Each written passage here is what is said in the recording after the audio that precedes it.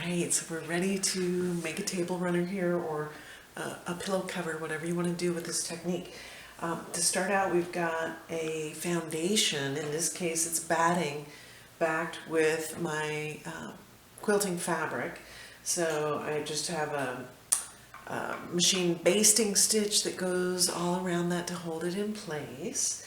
If you're doing a pillow, you don't need the backing fabric. I would use felt as my base and then just do this quilt as you go technique right on the felt. But in this case, it's a table runner. It does have a backing fabric, and now it's time to put it together. So let's focus on the action here.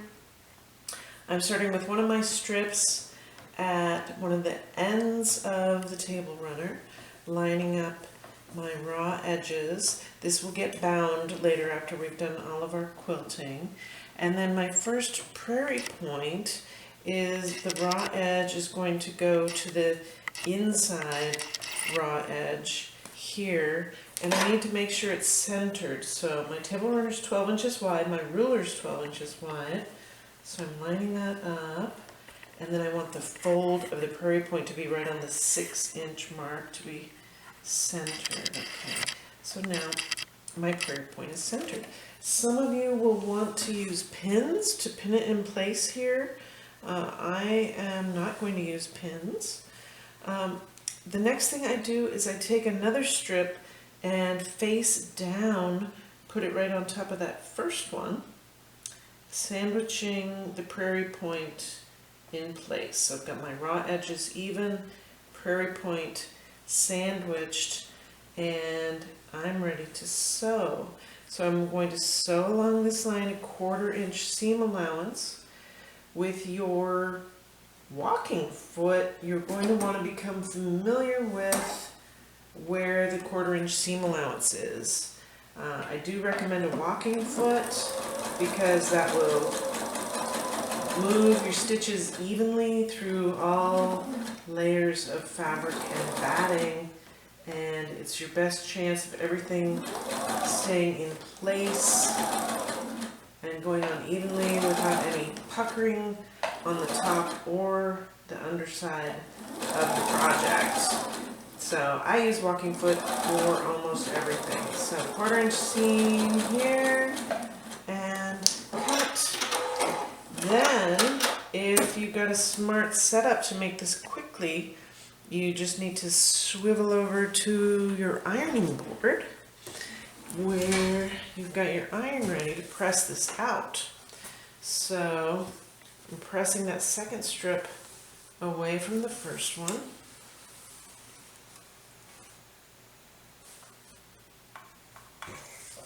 There. Now, because of the shape I have here, I need to trim those strips to be even with my project. So I'm going to just go ahead and do that.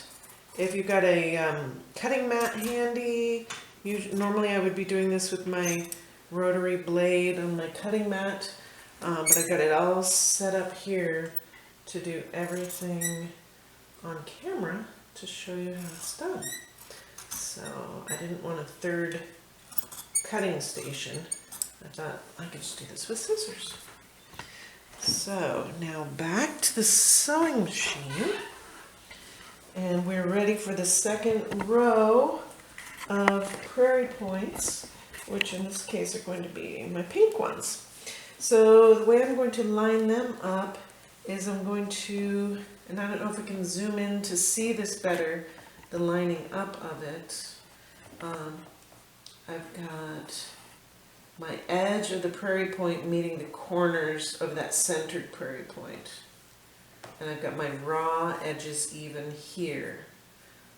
So I want to see, and you know, this is just how I'm doing it for this project. You could certainly line them up any way you want, and primarily just wanting to show you this technique of quilting as you go. So I've got my prairie points lined up, and it doesn't matter if the edges aren't perfectly even.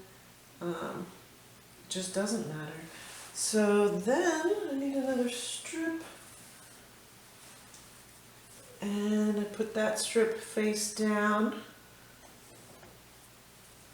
to sandwich these prairie points, and I try to center the strip on my fabric a little so I don't end up not covering all the batting. And okay, raw edges even, all lined up, ready for another 1/4 inch seam allowance. Hold my thread here, find my foot pedal.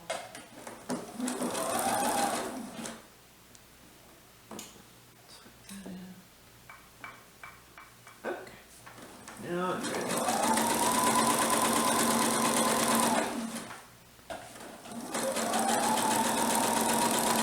And in a project like this, 1/4 inch seems like quite a bit.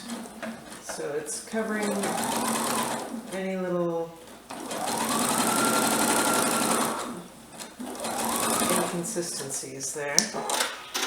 And it's all going to turn out fine. So we're going to get this back to the ironing board where we'll press it down.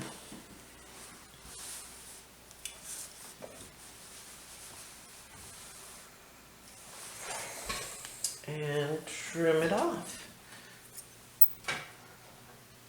Get our nice shape at the end of the table runner. If I'm making a pillow cover, it's just going to be straight, however wide I want the pillow cover to be. But in this case with the table runner, I wanted to give it a nice shape at the edge. All right, time for our third color. And that's going to go on the same way we did those first two. Only now I'm going to 3 pieces. So if we could zoom in on the lining this up, that would be great. So I'm going to get the center of this prairie point lined up with the center of that first one. And then the other two don't line up with the second ones. They just come out so that the corners here just touch. All right. So hopefully that's something we can get on camera, how they're lined up.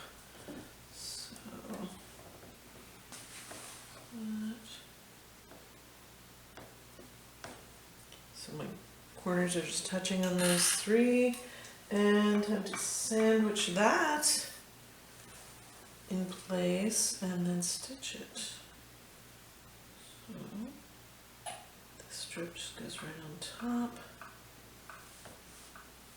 and stitch with, oops, I need to scoot it so it won't reach the edge.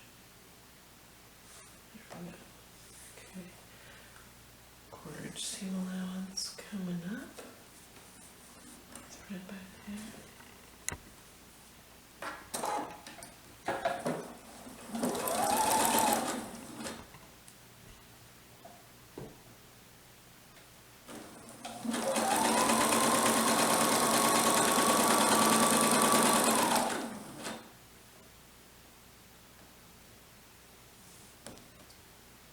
Adjusting as I go.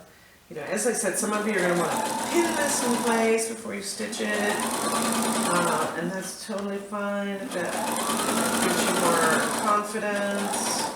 I am usually barefoot, so if I don't use pins, then less chance of me being injured. And back to the ironing board, where this gets pressed down.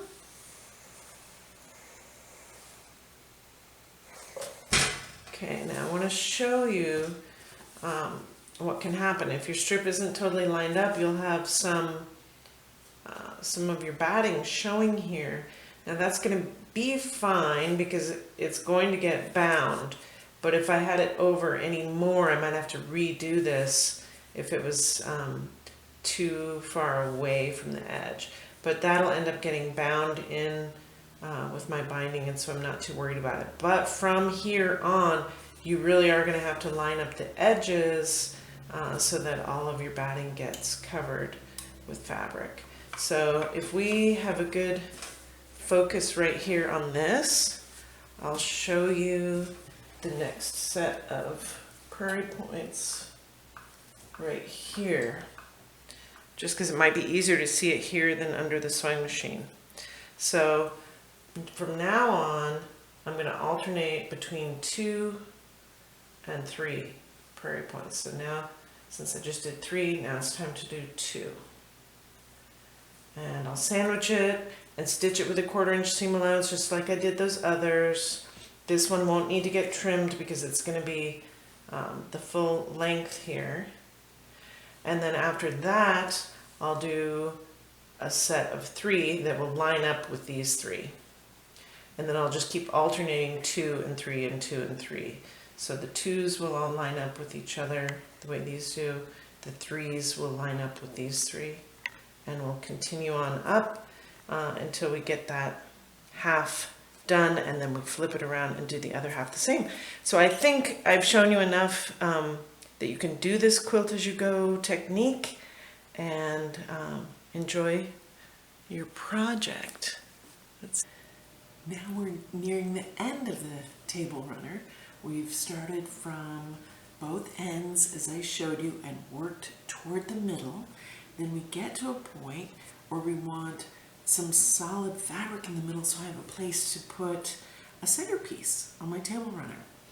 So what I've done here is I've got my last 3 prairie points lined up, and this time I sandwiched them with a big square of fabric rather than a strip, stitched it with a 1/4 inch seam allowance, flipped it back over and pressed it.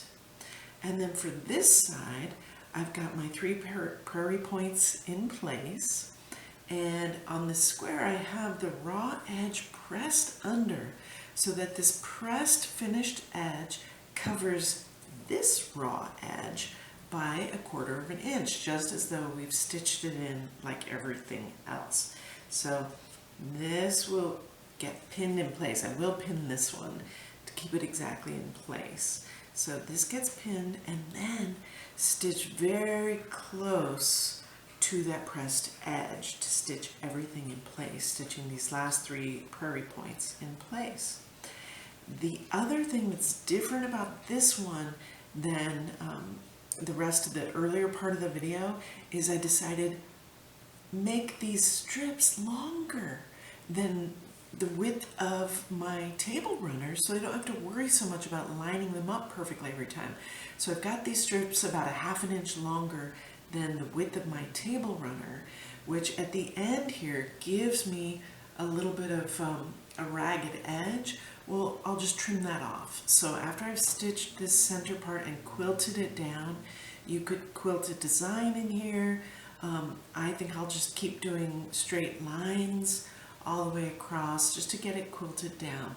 And then I'm going to flip it over on my cutting mat and use my rotary blade and a ruler and make the edge straight. So that is a great solution. Once I have this stitched down and quilted and the edges trimmed, then it's time to bind it. And if you've made quilts, you know how to do binding. You've got your favorite way that you like to do binding. I'll come on here and do another video segment showing you how to bind this.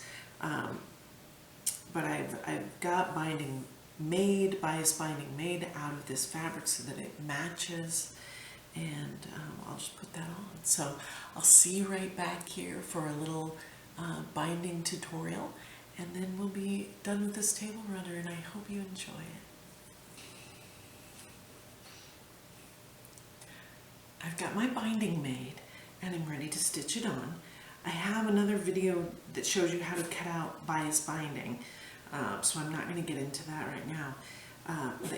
The way I've pressed it is first I press it in half, and then one edge gets turned under 1/4 inch. So the raw edge that is not turned under is the one that I want to stitch to the back side of the runner. So as you can see, I've got the back side of the runner, it's all quilted, and I'm going to stitch around with a 1/4 inch seam allowance. So lining up the raw edge of the binding with the raw edge of the quilt, stitching it with a 1/4 inch seam allowance. When I get to the corners, that'll be the trickier part. You stop with the needle down and then turn your fabric and sort of fold it a little bit. You probably couldn't see me do that, but I've got a little fold built into the fabric there as I turn the corner. That'll make it that when I turn it to the right side, it'll be a nice finish on that. So just sort of fold it to get around the corner and continue stitching. When you come to the next corner, that'll be a little fold there too to get you around that corner, and just continue all the way around.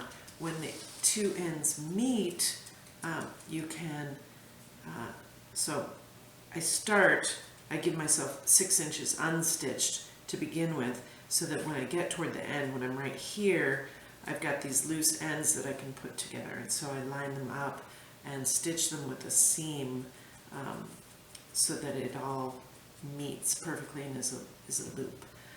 So I hope that makes sense. I'll come back after I've stitched that on and show you how I finish the right side. So there are other videos where you could see someone actually stitching binding on. This one I just wanted to show you, give you the idea. My binding is attached all the way around. We're looking at the back side here with the binding on it, and then simply flip it over and fold the binding into place, and then I will stitch from the top side. And I was careful on this end when I got to the end to not stitch that prairie point down, but on this end I forgot. So I'm going to have to pull out a couple stitches there and redo that to free up the prairie point.